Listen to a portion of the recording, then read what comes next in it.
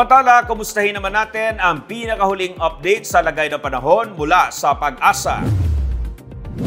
Sa ngayon po, umurong na yung epekto ng frontal system dito sa may Northern Luzon at siyang hindi na nakaka-apekto po dito sa ating mga kababayan doon. Habang yung easterlies naman o yung mainit na hangin galing sa silangan, nakaka-apekto pa rin sa malaking bahagi ng ating bansa at itong easterlies pa rin po ang nagdadala ng mga paulan lalo na sa bahagi po ng Mindanao. Base sa ating latest satellite animation, wala tayong nakikitang tropical cyclone or bagyo na papasok ng ating Philippine Area of Responsibility hanggang sa katapusan ng linggong ito, subalit mayroon tayong nakikitang kumpul ng ulap or cloud clusters dito sa may silangan po ng Mindanao. Associated yan dun sa Intertropical Convergence Zone na siya magpapaulan naman dito sa malaking bahagi ng Mindanao and Visayas sa mga susunod na araw. Itong ITCZ ang siyang tagpuan po ng hangin from the northern and southern hemispheres at may minsang malalakas po ng mga paulang dala ito at mag-ingat ang ating mga kababayan sa mga susunod na araw sa mga posibleng flash floods or landslides. In terms of our heat index po kahapon, araw ng Martes, pinakamataas po ang heat index sa may Pili, Camarines Sur and Butuan City, Agusan del Norte. Umabot po ng 46 degrees na delikadong antas ng heat index. Habang sa may Metro Manila po, umabot din sa dangerous level na up to 42 degrees ang heat index. Ngayong araw naman po, Miyerkules, maraming lugar pa rin po makakaroon ng dangerous levels of heat index na 42 degrees or higher. Sa Metro Manila, halos katulad pa rin po yung mararamdamang init as yesterday. Pinakamataas naman sa maraming lugar, up to 44 degrees sa may Cavite City, Occidental Mindoro, Camarines Sur, Capiz, and Agusan del Norte. At base naman sa ating heat index map, kung mapapansin po nila, maraming lugar din dito sa may bandang Hilagang Mindanao, Dipolog City, dito rin sa may parting Eastern Visayas, Panay Island, sa may Siquijor, mataas din po ang heat index. At dito rin sa mga kalapit na lugar pa sa may Cavite City, sa may Palawan, hanggang sa may Masbate and Camarines Sur.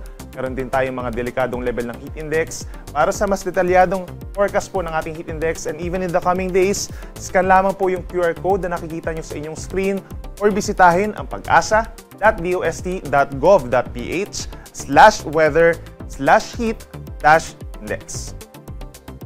In terms of our alo naman po, wala naman tayong nakikitang gale warning sa mga susunod na araw. Ibig sabihin, wala tayong inaasa mga sea travel suspensions hanggang sa katapusan ng linggong ito. Usually, banayad lamang po yung taas ng ating mga pag-alon hanggang 1 metro sa malayong bahagi ng ating pampang. Pero kapag meron tayong mga thunderstorms, posible lamang itong umakyat sa hanggang 1.5 metro. Para naman sa ating 4-day weather forecast, simula po Thursday hanggang sa Sunday, inaasahan ng epekto ng dalawang weather systems, the Intertropical Convergence Zone o yung tagpuan ng hangin from the northern and southern hemispheres, nakaka-apekto dito sa timog na bahagi ng ating bansa, habang on the other part, upper portion of our country, dyan pa rin po yung epekto ng mainit na easterlies. Pagsapit ng Thursday hanggang Sunday, mataas ang tsansa ng ulan sa Mindanao, Palawan at ilang bahagi pa po ng Visayas, particularly Eastern Visayas, timog na bahagi ng Bohol, Cebu, Siquijor, and Negros Island region.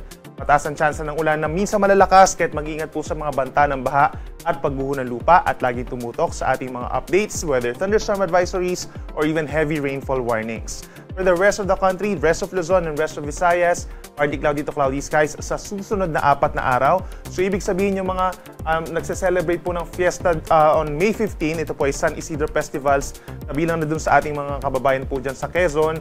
Asahan na magiging mainit pa rin at maalinsangan, lalo na sa tanghali at sasamahan po ito ng mga pag-uulan at mga afternoon thunderstorms.